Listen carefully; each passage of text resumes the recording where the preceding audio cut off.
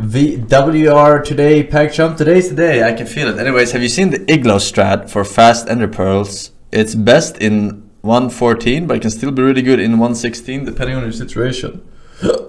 What Igloos strat? Hey everyone, this is a video guide to Well, I know about this secret staircase. Is that what you're talking about? Speedruns.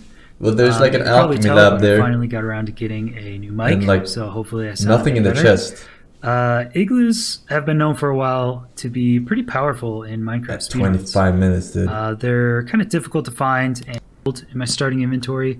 That's the most efficient number of materials we need to trade for all of our pearls. All right. There's a lot of different things going on right now, but we'll slow this down and talk about each one of these pieces. Wait, what the fuck is he doing? Why is he lighting the shit on top of fire? I do want to point out now that this route and strategy is actually the exact same in version 114. And no, he's talking about the strat where you make a fat tower, right? Is that what he's doing? You make a fat tower with the staircase, and then you fucking I didn't know this existed. No? As the woman looks at the book, it's a fucking book dumb as women, and I write Forsen. Women, yikes. Anyway, my era is over. Enjoy your... By Dan Bucks, America. I'm getting shit on in the media. Happy hands, happy hands, happy hands. You are indeed. I think he's fucking sweating right now, Trump, of all the things to come. Big time. Fuck, dude. And 116. Igloos are a sub 20-minute type strategy, which is kind of a big deal. Wait, there's a potion in the fucking in the thingy? Oh, I never checked it. There's a potion in that one. 114. What does it do? Not as much in 116, but it's still a really fun strategy. Here we're curing the zombie villager, and that's going to take about 3 to 5 minutes. So in the meantime, we're going to have to find something else to do, like collect beds, find a lava pool, and go to the nether. But when we come back, we'll finish all the trading. How much many this 3-year-old is? How much year this 3-old? Before Christus? How much do this 3-old? Do you think? How money? No, I don't have money. How many this year 3-old are? Yeah, I might need some. Might have to look at some inspiration. More of those guys for my Sven Snusberg return, if that's to happen. So after some time, we'll get the zombie doctor achievement, which means we've cured the villager at the bottom. There was a guy actually. Remember the guy, the other Swedish guy that was on the server? He actually had more of like Herb Derp Swedish. I forgot who it was. It wasn't him. No. It was someone else. I only interacted with him a couple of times, but I couldn't. It sounded too good, dude. No, he wasn't Knut. No, he's not Swedish. But Knut pretty much has the Sven Snusberg accent. Yeah, I know, but it was someone else. We'll return to our igloo and we'll make sound like a Swedish Goofy kinda. There's a couple variations on the trading. If you're short on emeralds, you can always make a Fletcher with the villager on the left and trade sticks with him. What the fuck do you want redstone order for? I trade with this cleric and do things here. We'll talk about why I'm doing this in the trading section. Again, there's always a 1/3 chance that when the cleric levels up, he won't offer you pearls, so kind of sucks. Yo, what the fuck? I didn't know. Wait, what? There's a couple variations. If I trade with people, do they level up and offer me new stuff? Like, not just this guy, but every guy. What the fuck? I didn't know, man. On the trading, if you're short on emeralds, you can always make a Fletcher with the villager on the left and trade sticks with him. And there's going to be a specific order I trade with this cleric and do things here. We'll talk about why I'm doing this in the trading section. Again, there's always a 1/3 chance that when the cleric levels up, he won't offer you pearls, so kind of sucks, but the strategy is still... Why is it red? Does anyone know why it's red? Why it's like more expensive? We'll talk about why I'm doing... Oh no, it's cheaper. Oh, it's cheaper. Why is it cheaper? I don't get it. It's because he cured him. Okay. Doing this in the training section. I thought the zombie was on the other side. Again, there's always a 1/3 chance that when the cleric levels up, he won't offer you pearls, so kind of sucks, but this strategy is still fairly quick, even though a little bit risky. Oh my god. And yeah, after one more restock, we get 14 pearls, and we're done. So I'll stop the timer after we exit the igloo, but after this, we'll kind of slow things down, break down, and talk about structure and routing igloos. All right, so for igloo structure and spawning, they are allowed to spawn in snowy tundra and snowy taiga biomes. They do not spawn in snowy mountains, ice spikes, or snowy taiga hills. From what I've seen, there's kind of 3 tiers of igloos. I walk past igloos all the time, dude. This first igloo is an example of the easiest one. This is surrounded by flat ground on snowy tundra. This igloo is kind of an example of one that's wedged into a hill, so it's a little bit more difficult to spot. Because yeah, okay, I get top right fucking Mike. Alright.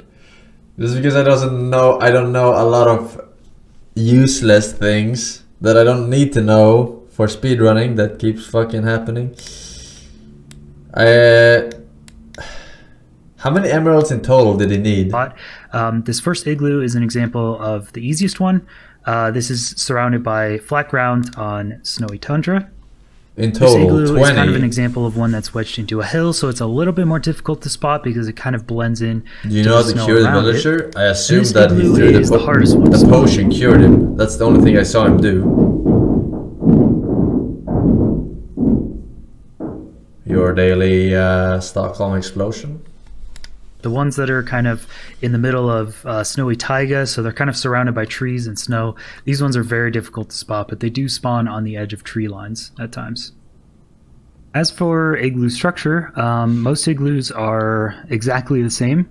There will always be a bed, a crafting table, a furnace, redstone torch, 2 ice blocks on either side, and a carpeted floor. 50% of igloos, when you mine this one carpet, it's one from the back in the middle.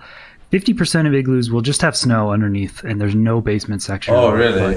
But the other 50% of igloos are the useful ones, and there will be a basement section. There are 28 ladders that lead down to it that take a long time. And in the bottom here, we get the exact same setup every time. So brewing stand, cactus. This cauldron is 2/3 full of water, so you actually can't fill your water bucket up here. It's only 2/3. It's a little weird science experiment going on with these 2 guys over here. There's actually these 2 carpets and a cobweb every time. And in this chest, I'll throw up the loot table for this chest, but there's 100% of the time, there's 1 golden apple in here.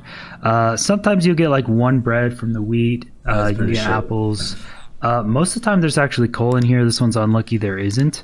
But you can grab the furnace from up top and use the coal in here and smelt whatever type of food you find lying around. This brewing stand will always have at least 1 splash potion of weakness.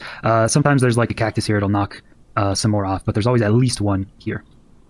So that's pretty much it for the structure. It's identical every time this basement section is. So it's not the potion. How did he cure him then? With water? First. So the routing is pretty simple. I'm mainly just going to be talking about these annoying ladders here. But when I do enter an igloo, the first thing I do is I like to mine this. Potion with the golden apple. If there's no basement, it's pretty much just a reset on the spot. So I like to know first. If you already have beds, you don't need to take this one, but if you don't, it's nice to manipulate the day-night trading cycle by sleeping, so it's nice to always have a bed. And in snowy tundra, you're going to be lacking food a lot of the time, so you'll want a furnace as well. Day-night trading I'm going to time my descent up and down these stairs here, because these stairs are kind of annoying, and they'll add a lot of time on your speedrun, and there's not too much we can do about it, but I'm going to time it going down and then back up. Whatever. Like some routes in igloos, you're going to actually dig down from the igloo, so you won't actually need to do this ladder trip 4 times, but most routes you're going to actually have to do this twice. So this 22.5 seconds, you're gonna have to go down, up, and then down, up again when you come back. And so it's gonna be 45 seconds in your run.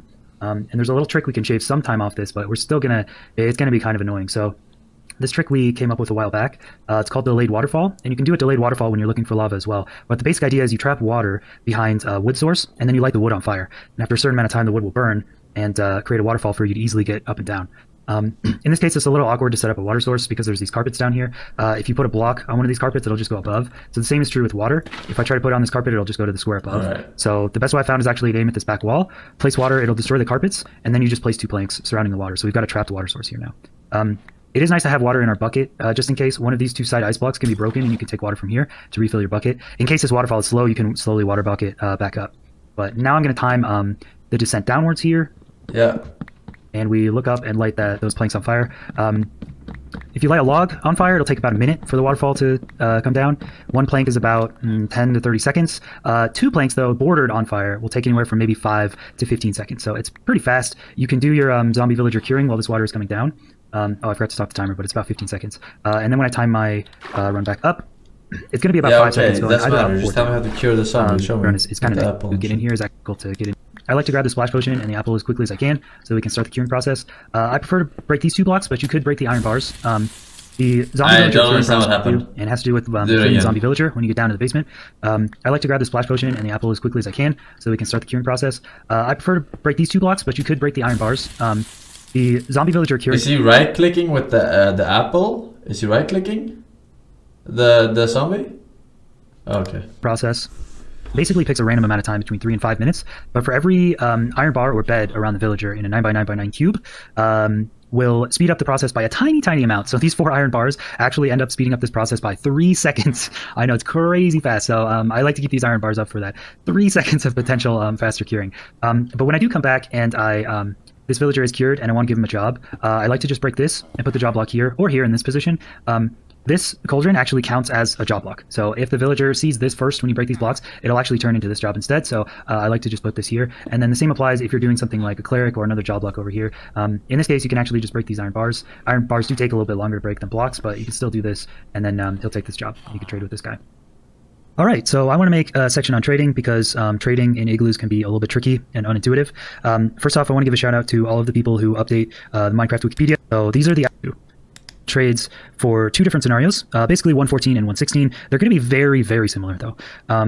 Most versions of Minecraft that have villagers, which would be the second column, villagers are allowed to restock only twice per day. And if they restock a trade that was previously out, the prices will increase.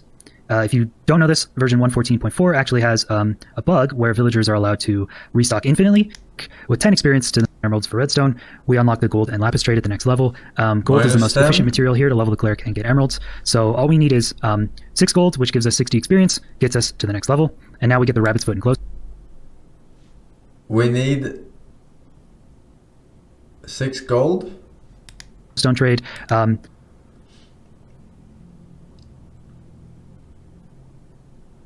We need 6 gold for this?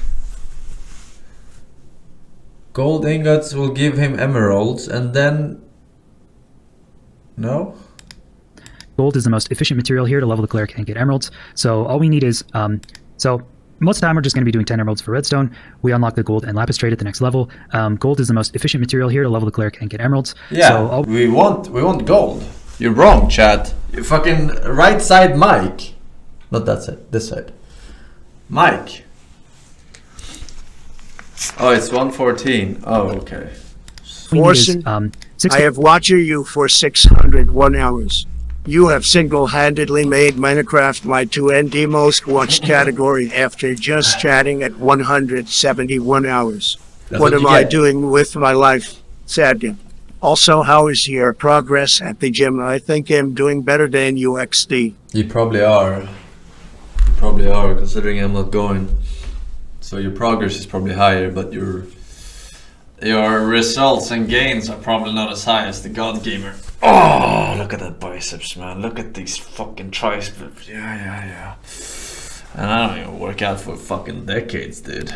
Gold, which gives us 60 experience, gets us to the next level. Alright, shut the fuck up. Tell me how to do it on this side. And we had to restock gold. Alright.